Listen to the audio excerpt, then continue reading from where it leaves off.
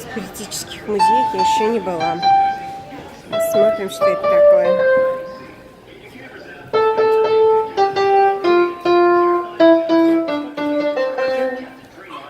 Это музыкальные ступеньки. Так.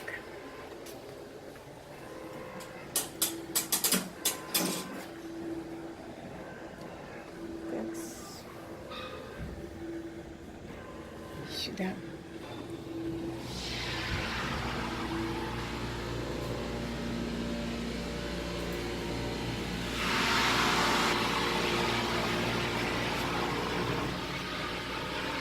А видите, как замаскирован.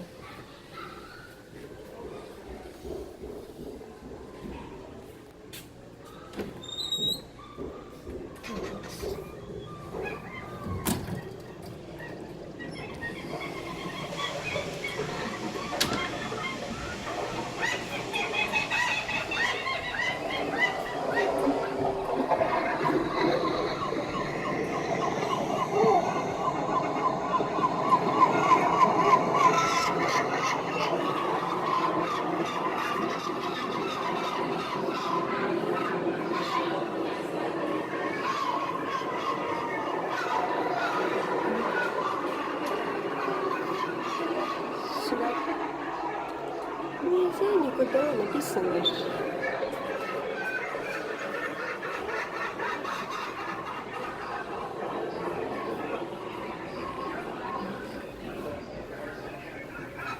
Все закрыто, это даже не интересно.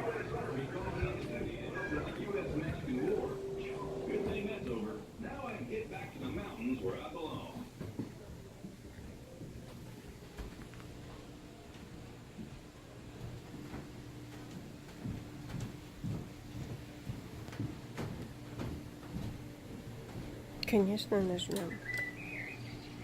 4,000 years before discovery by Westerners, my people, the Ohlone Nation, hunted and relocated seasonally in our tribal areas that stretched from San Francisco Bay to Big Sur. We are one of more than 100 Native American tribes that lived here in California. We are a peaceful people. Our seasonal migration followed hunting of deer, harvesting of shellfish along the coastal bays and rivers, gathering of acorns, and reed rafting the estuaries of the coast to hunt for birds, eggs, and fish. We are known for our tightly woven baskets, so carefully handcrafted that they are waterproof. We would use a raft, much like this one you see hanging here. Our peaceful living by my people that spanned centuries was about to be permanently interrupted by a strange people arriving on our shores. The first sight of men from another world by my peaceful people, the Ohlone, was in 1542, as the sails of Juan Cabrillo's ship passed the coast in its exploration of this new world. We waited until 1602 before our first actual contact with Spanish explorers. 3 ships anchored in Monterey Bay, where we greeted a commander named Vizcaino. We gave him and his men food and supplies for their journey through the Carmel Valley before they returned to their homeland. The Ohlone life returned to normal for almost 170 years before another visit from the Spanish adventurers. These next Spaniards arrived by land instead of by sea and began to build a fort. And that's when our life really began to change. No more did we clothe ourselves with fur and feathers, but instead we had leftover pie set aside for the Spaniards. From a land far south, from a part of Mexico called Baja California. After a stopover in San Diego to establish the first, the California mission. The party had sailed north to Monterey to found the second mission. The flyers were led by Father Junipero Serra, with orders from the Spanish government. A year after arriving in Monterey, he moved the mission to Carmel, where it still stands today. In just 50 years, 21 missions were established along our California coast. Father Serra and his brothers told the Indians that peace and contentment would be theirs if they would move to the missions where they could learn something called Christianity along with the ways of white. What they weren't told was that failure to obey would result in beating and imprisonment and stock. By the end of the mission era, 50 years later, more than 3/4 of the Indians between San Diego and San Francisco had died from this form of education and from the white man's diseases. Those who survived became servants, slaves, or farm and cattle workers. Yes, everything had changed.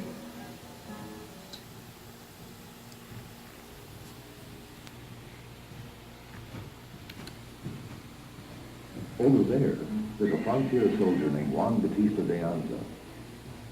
After a long and treacherous journey across the desert from Mexico, he arrived here in 1776 with another group of soldiers, settlers, and missionaries. They had tried to find an easier route north, easier than the dangerous sea voyage from La Paz. With the decline of the mission, the Indians were set free. This flood of cheap labor brought increased profits to the Spanish landowners. But other countries were also very interested in the riches to be found in California. Among them was the Russians, who sent an imperial inspector to Monterey to explore trade possibilities. Their eventual goal was to take California from Spain. But instead of trade, Inspector Nikolai Reznov discovered the charms of her beautiful Concepcion Aguirre. When Reznov asked her to become his wife, she agreed. But before they could marry, the inspector was ordered back to Russia.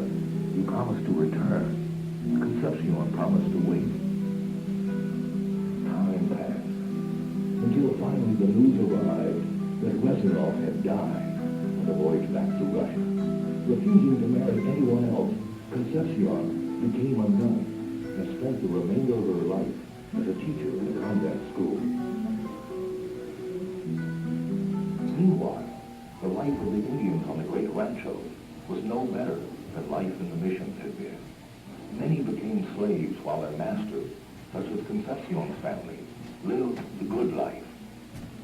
And it seemed that any occasion, or no occasion at all, was the reason for a fiesta. And they continued to ignore the growing bitterness of Mexico toward Spanish rule. But finally, in 1822, Mexico launched a full-scale revolution. Spain was forced to grant Mexico independence. There, fellas and gals.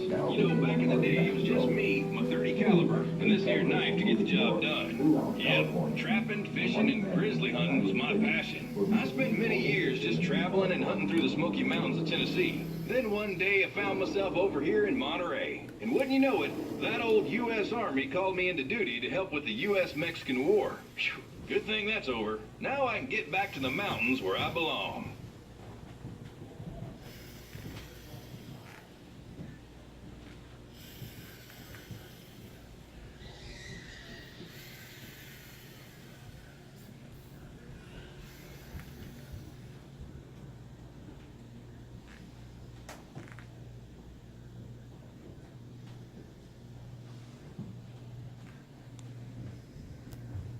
Hola, I am Commander Mariano Vallejo. There's no doubt you've heard of me, right? Sure, Uncle. They've heard of you. The whole museum can hear you. I'm his nephew, Juan Alvarado. You see, I am currently counseling my nephew here about the threat to Mexican authority posed by American intruders and suspicious American military reconnaissance of the West. That's true. The Mexican territorial government was faced with constant threats of rebellion by unpaid soldiers, disgruntled landowners, upstart militias, and now the Americans. Yes, yes. So if you don't mind, we have a few items of importance to discuss. Move along. Folks, my name's Jeremiah Johnson. So, you want to hear my story, huh? Well, the way I hear folks talk is that I was a man of proper wit and adventurous spirit, suited to the mountains. Nobody knows the whereabouts of As Mexico and the United States reached closer to war, such a diversion means such serious matters as politics and war. They turned to a cruel and controversial Spain. There, people came from all around to witness the fierce fighting and to win a little love money with a winning bet.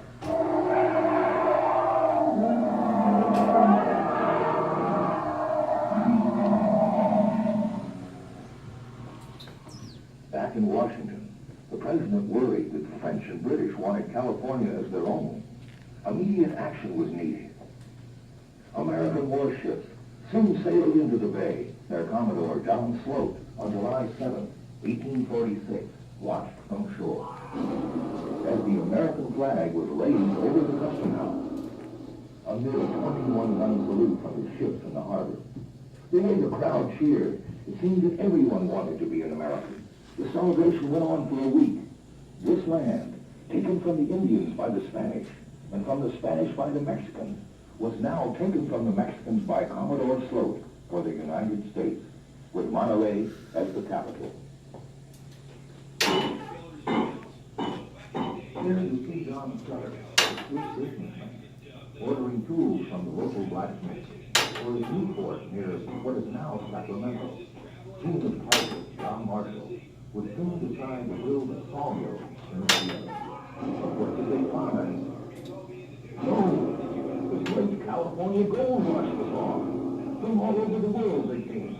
Thousands of Americans, Mexicans, Europeans, Latin Americans, Australians, Hawaiians, Japanese and Chinese, flocking to the gold country, hoping to strike it rich. Once the gold fever hit, Monterey emptied out. Only a few women, children, prisoners, and soldiers were left.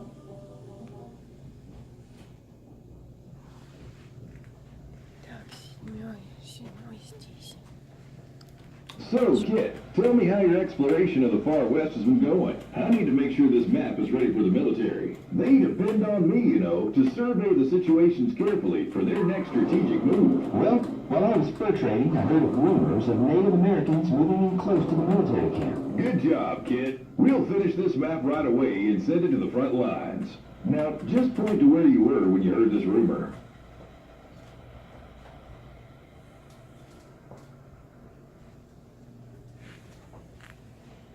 The editor of San Francisco's Overland Monthly, Bret Harte, was spinning wild and romantic tales of life in the gold mining camps.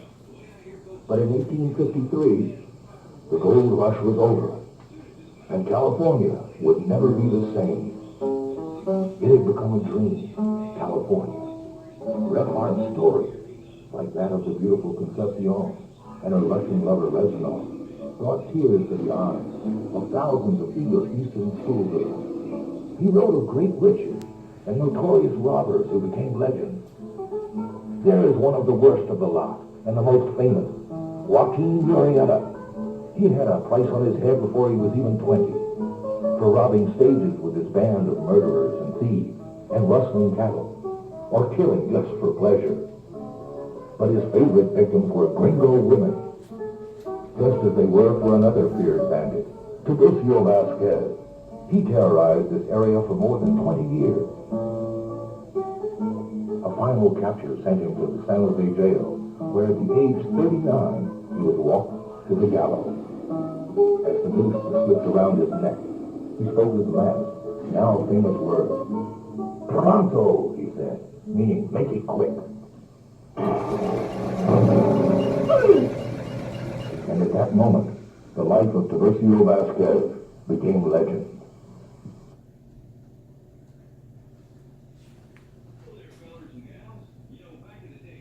Well, hello there. My name is Thomas Larkin, and this is my wife, Rachel. Hello. My wife and I were merchants in California, and back in 1845, the American military came over to map the area. That's when the Mexican government grew concerned over American occupation of California and ordered all Americans out except us. Resistance to the seizure of Monterey and the activities of rough and undisciplined settlers' militias brought special problems to our little family. My quiet, diplomatic efforts to effect a peaceful transition to American control failed when I was captured by my former friend, Juan Castro, and taken to Southern California with his retreating army. Meanwhile, the U.S. president wanted California for the U.S. and sent over warships. He succeeded in getting the land from the Mexicans.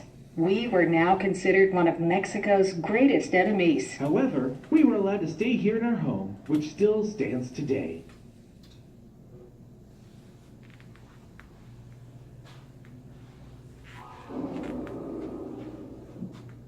Gold! I found gold! And they said the gold rush ended in 1850. Nope, not in my cave. I knew it was here all along.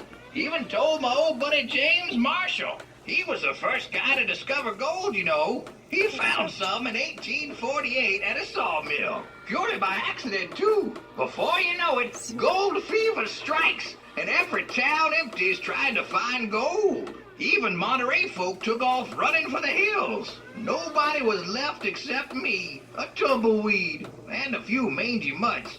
And then I found this cave and went to work. And look, gold! Что ж сказал?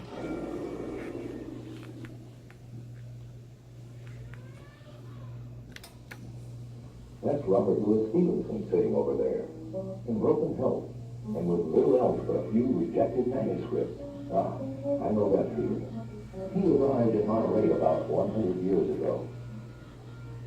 Stevenson is best known for such works as Treasure Island and The Strange Case of Dr. Jekyll and Mr. Hyde. These days, the house has become a haven for a variety of ghosts, and countless tales of meanings with these ghosts. People have noticed furniture and other objects suddenly begin to move around the rooms of the old abode. A chair would begin rocking when no one was near. A cradle in the nursery that swayed for no apparent reason. Look, there she is, the most talked about ghost in Monterey, the woman in black, thought by some to be the spirit of Mrs. Geraldine, who owned the house when Stevenson lived here.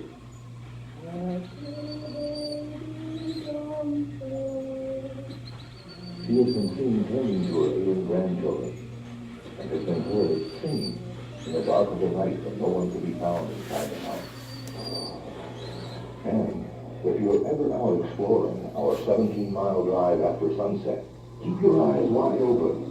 You may suddenly come upon the willowy figure of a woman wandering down the middle of the road, then disappearing as you approach. Known only as the Lady of Lace, she has often been seen moving quietly from tree to tree on stormy nights. Yes, my friend, there are many strange apparitions that haunt the Monterey Peninsula. Remember to keep your eyes open, and maybe try whistling in the dark. Somehow, it seems to help.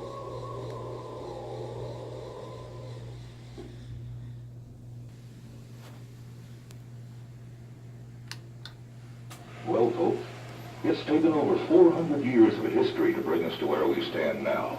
In case you've forgotten, I'm John Steinbeck. That's me under the lamppost. You're now about to enter Cannery Row. I guess we'd better begin at the beginning. By the turn of the century, rickety Chinese shanty towns were scattered around Monterey Bay, the largest of which was built just a half a mile from this spot where we're standing. Soon after the San Francisco earthquake and the Great Fire of 1906, another fire broke out here in one Chinese shanty town on China Point, and the entire community was reduced to a pile of ashes. They never found out how the fire started, but those tough Chinese built again, this time on Maccabee Beach, only a few yards from where we're standing. And how all of Cannery Row grew. The silver sardine rush was on. Fishing fleets doubled and doubled as new fishermen came from Europe and Asia for the silver, and new canneries sprang to life on the narrow street. That's when I loved Cannery Row the most. In the 30s and 40s, during its heyday. Believe me, old Cannery Row wasn't always as quiet as you see it now.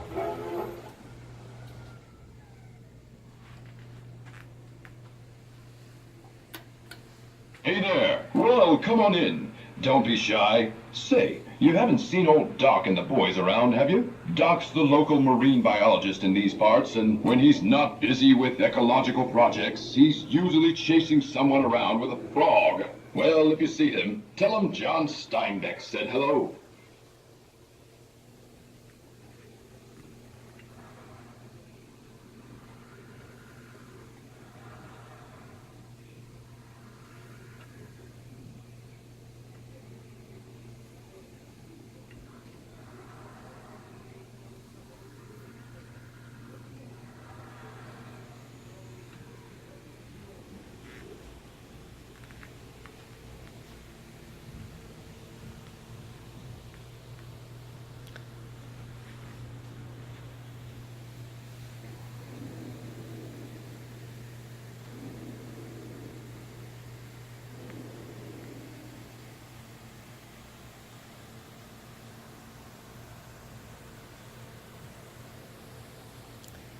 13 должен быть.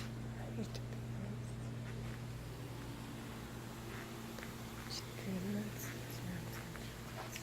Well, hello there.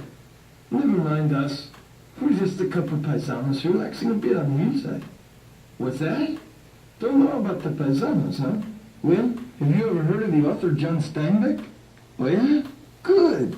Well, back in 1935, Steinbeck wrote a charming story with the title of Tortilla Flat about the paisanos of Monterey.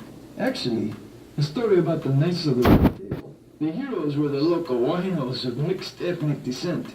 That story was followed 10 years later by another story of Monterey about a band of down-and-outers on Old Cannery Row. You know about Old Cannery Row, don't you?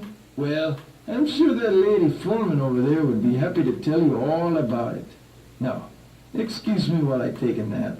Come on, ladies, put a little muscle in it. These sardines aren't gonna can themselves, you know. Oh, hello. I suppose you want to know what we're doing.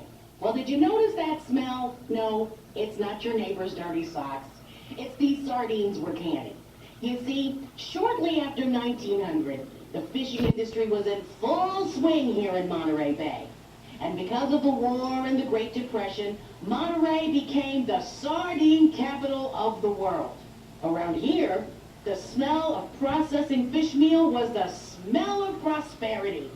It all started when immigrants started fishing and processing their catch for use and sale as far away as China. We started canning sardines here in Monterey Bay.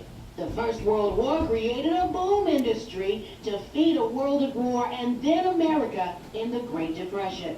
However, because of such a booming fishing industry, it led to the disappearance of the sardines by the 1950s. Boom would go to bust on a street with over 20 sardine factories, fish meal, and fertilizer plants. But those were the days. Fishermen packing ladies on Cannery Row. Ethel, quit eating on the job.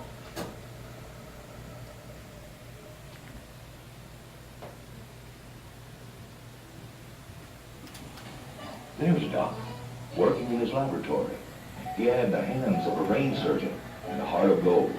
Though some said that as soon as he got a girl out of one kind of trouble, he'd get her into another. And there, sitting on Doc's porch, is his young friend Frankie. He helps Doc clean up the place. Could be also his mother doesn't want him in the house, while she entertains one of his uncles. You know, there used to be a vacant lot with a small beach next to Doc's lab. And in the evenings, a curious thing would happen on Cannery Row. Down the hill would come an old Chinaman, and he'd disappear down amongst the pilings and steel poles, and he wouldn't be seen again until dawn. Then he'd come up from the water, go back up the hill, his wicker basket heavy and wet and dripping. You know, we all wondered what that old Chinaman was doing.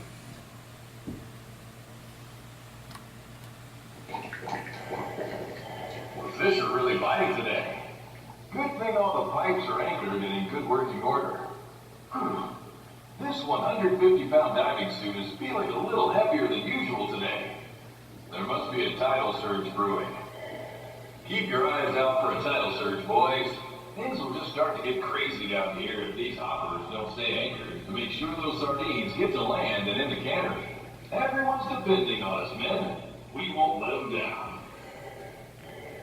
Say, fellas, I sure am glad you came down here with me today. I wasn't sure anyone would volunteer since that octopus sighting.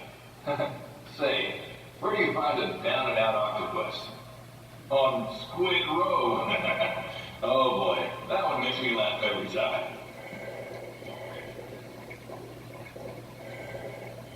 Hey fellas, looks like we need to build more pipeline. The cannery's asking for more sardines, and fast. Let's get these dynamite charges on the floor of the bay to clear all this extra rock. Don't get too close now. Everybody ready? Stand clear!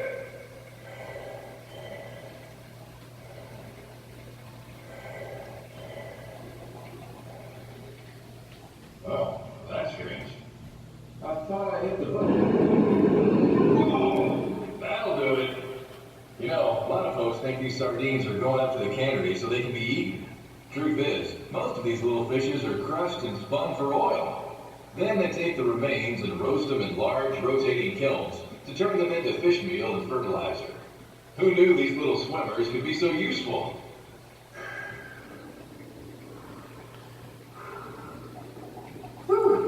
This early to rise at 6 a.m. business is for the fishes. Literally.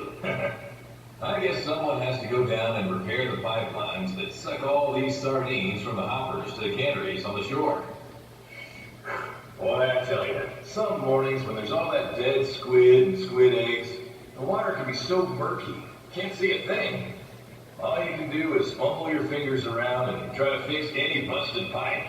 Don't even think about worrying about the sharks that might be drawn to all the squid blood. Shark!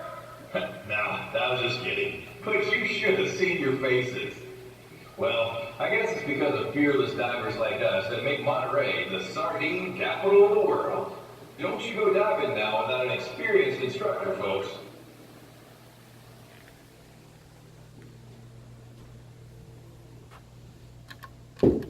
Well, hello there. What brings you to this side of the tracks?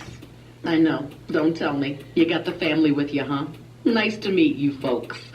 I'm Flora, the madam of the Bear Flag restaurant.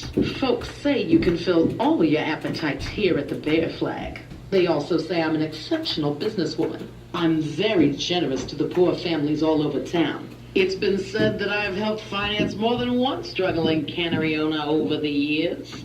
Come on back and see me.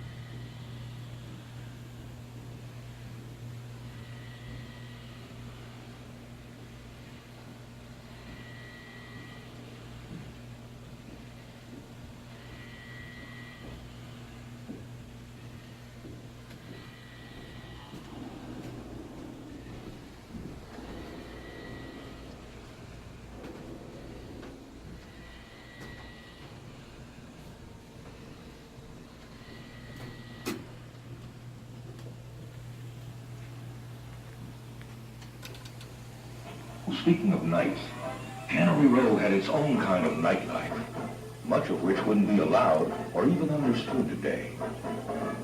At the La Ida Cafe down the street, Wide Ida provided comfort and relaxation for her customers, at the bar and in the rooms upstairs.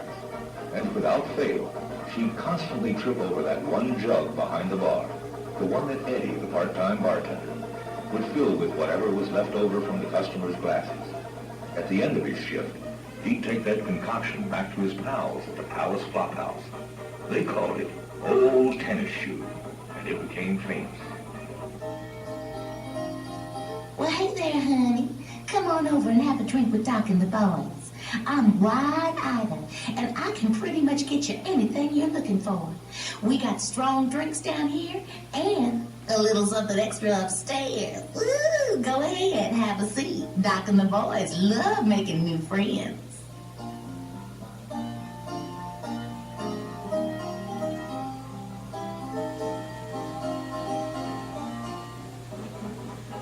A few steps from Wide Ida's Cafe was the Wing Chong Market and Dry Goods Store.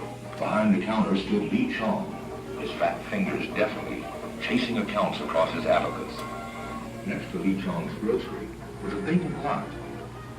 On the left boundary of the lot was the stern and stately establishment of Flora Woods, some of the ladies.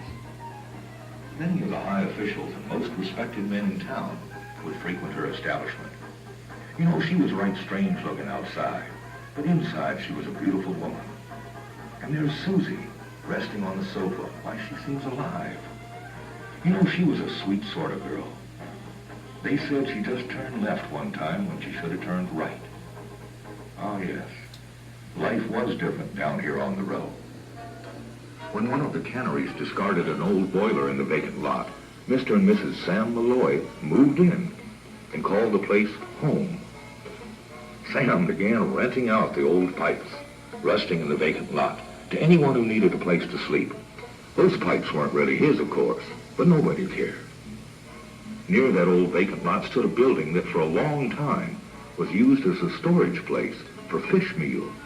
Lee Chong owned the building.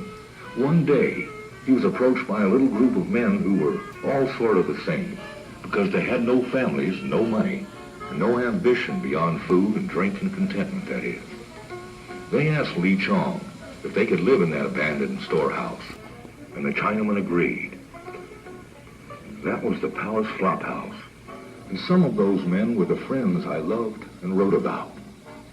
Living in a home where the smells of old socks, raw whiskey, and cheap tobacco fought to overcome the always present perfume of fish meal. Old Mac was as mean as a cornered alley cat. But just when you thought he was going to cut your throat, he'd turn around and give you the shirt off his back. He's the one with the pipe, playing chess with Eddie. And there's Whitey on the floor, wondering just what was in that last jug of old tennis shoe. And out front, there's Hazel. You know, some say that Hazel got his strange name from his mother, who was just too plumb tuckered to check him out when he came into this world. Hazel's guarding a sack of frogs that they all collected in the great frog hunt. They were going to sell them to Doc, who was always in need of frogs. Well, didn't quite work out that way. Why, there were frogs all over Cannery Row that night. Well, folks, that's just part of the Cannery Row story, and just a few of its colorful characters. You know, I lived in that special place, and I loved it. Thanks for listening and learning. And come back and see us again, and tell your friends and all the kids around. Tell them that for a little while, we were all here together. We all shared the spirit of Monterey.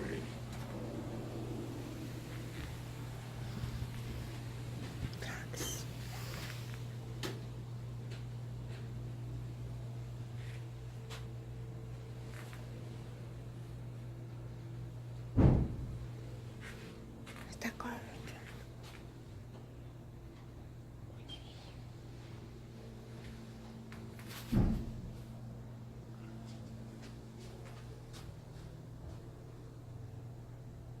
Какие глазки.